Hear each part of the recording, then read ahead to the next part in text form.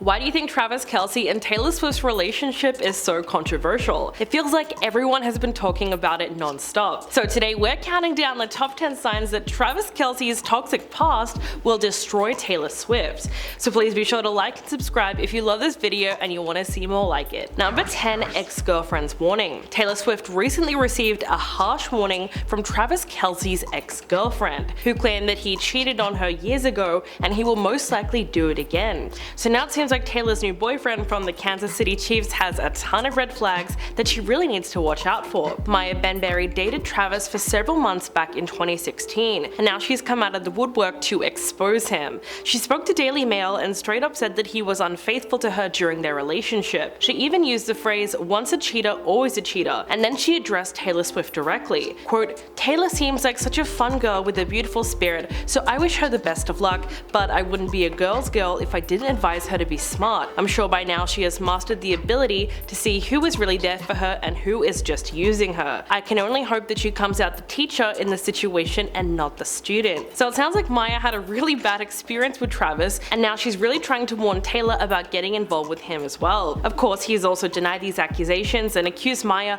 of just trying to get her 15 minutes of fame, but it's hard to ignore her comments completely. Number 9, cheating accusations. As we know, Travis is now being called out for cheating. Maya Benberry is the loudest voice when it comes to this accusation. She's the one who dated Travis after winning his dating reality series called Catching Kelce. Soon after they split up, she went on to accuse him of cheating on her with sports broadcaster Kayla Nicole. She claimed that there was overlap with their relationship. On Twitter, she wrote, "When you and your ex broke up 5 months ago, but you find out via social media that he's supposedly been in another relationship for 6 months. For his part, Travis never spoke publicly about the claims made by Maya. He only said that it was fake news, though he also faced allegations of infidelity during his breakup with Kayla Nicole in 2020. They finally called it quits in May of 2022, and then rumors swirled that it was financially driven, with the two-time Super Bowl winner keen to go 50-50 with Nicole. However, that was denied by both of them, who have since removed each other from their socials. Obviously, no one knows for sure what really happened between them, but whatever it was, the breakup sounded like it was a pretty big deal at the time. Number 8, Kayla Nicole drama. So Travis's other ex-girlfriend, sports presenter Kayla,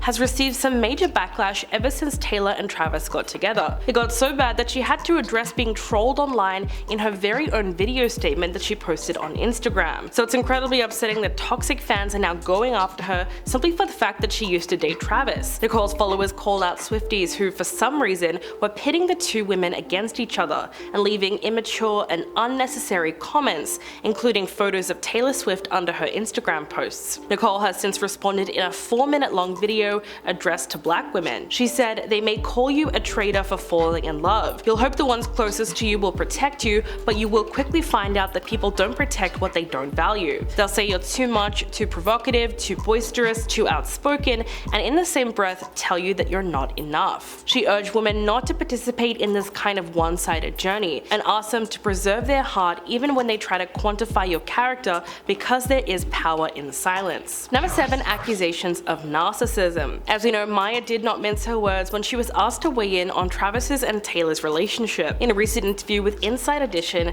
she said her experience dating Travis led her to view him as a narcissist, and she doubted the authenticity of his relationship with Taylor. Maya went on to cite his willingness to discuss Taylor publicly as a main reason she questions the genuineness of their connection. The life coach also said that she's been on the receiving end of negative messages sent by Swifties, and in an interesting turn of events, she straight up said Swifties are aggressive, very negative, very hypocritical. It's really crazy to me that someone I think is positive and very nice has such a negative and angry fan base. She added that she does not know Taylor personally, but is a fan of her music. Quote, "I'm not jealous about Taylor. She is beautiful, she's successful. We're in 2 different lanes. My issue is more with Travis." So there you have it. If that's not a warning sign, I really don't know what is. Number 6, the dating show. Back in 2016, Travis was being pursued on the reality dating series called Catching Kelce. When describing the show, he said it was kind of like The Bachelor, except instead of roses, he handed out footballs, and instead of watching, people did not. So clearly Travis has been trying to make a joke out of the whole thing. He said that show is owned by NBC Universal, so it should be on Peacock, but Peacock said, "Nah, we're good." So you might be wondering, how did he get his own dating show in the first place? Well, despite a 5-year, $46 million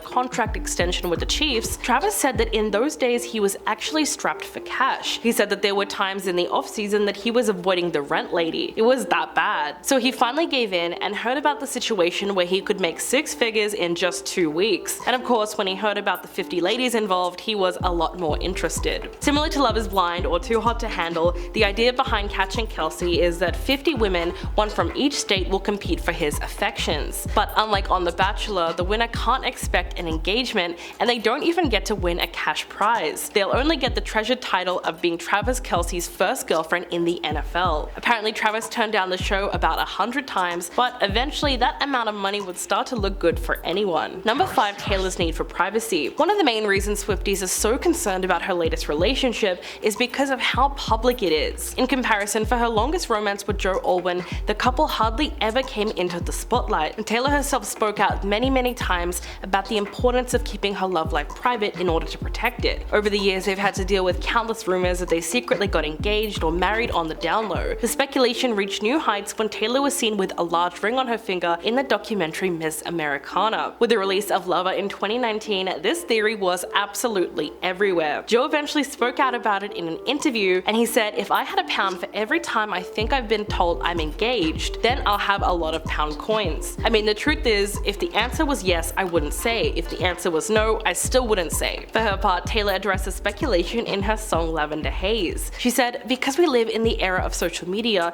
if the world finds out you're in love with somebody, they're going to weigh in on it." She explained that she and Joe have had to dodge weird rumors, tabloid stuff, and they just ignore it. So Lavender Haze is all about the act of ignoring that stuff to try to protect the real thing. Number 4, Taylor's past relationships. Unlike Joe Alwyn, Matty Healy never shied away from discussing his relationship with Taylor, even if it was a bit controversial. 2 years after meeting her, he responded to rumors that they had a relationship in a very interesting interview with Q magazine. He described what happened between them as just a flirtation and said he was surprised that it made the headlines. He said, "It's not really anything to talk about, because if she wasn't Taylor Swift, we wouldn't be talking about her." He said, "She wasn't a big impact on my life. It's just interesting to me how interested the world is about Taylor Swift." He then explains that if he had gone out with her, then he would have been labeled as just Taylor Swift's boyfriend. Matty made it pretty clear that he absolutely hated that idea and said that it would have been very emasculating to be in a relationship with her, given her level of success. At the time, his comments received a lot of backlash for being misogynistic. He later ended up backpedaling with a post on Twitter, insisting that she was one of the most gracious, hardworking, creatively gifted, and beautiful women that he had ever met. Thankfully, his comments didn't seem to affect their relationship too much. Number 3, growing backlash. The backlash surrounding the couple has gotten so bad recently that the NFL released a statement defending their coverage of Taylor. They said, "We frequently change our bios and profile imagery based on what is happening in and around our games, as well as culturally. The Taylor Swift and Travis Kelce news has been a pop cultural moment that we've leaned into in real time, as it's an intersection of sport and entertainment, and we've seen an incredible amount of positivity around the sport." But clearly, the fact that they even needed to put a statement out there in the first place just shows you that they've received a whole lot of pushback. Only 2 weeks ago, Taylor got booed by thousands of people at an NFL game. When the Giants and the Seahawks were playing at MetLife Stadium, a ton of NFL fans decided to make it clear that they do not like her. While she wasn't even physically present at the game,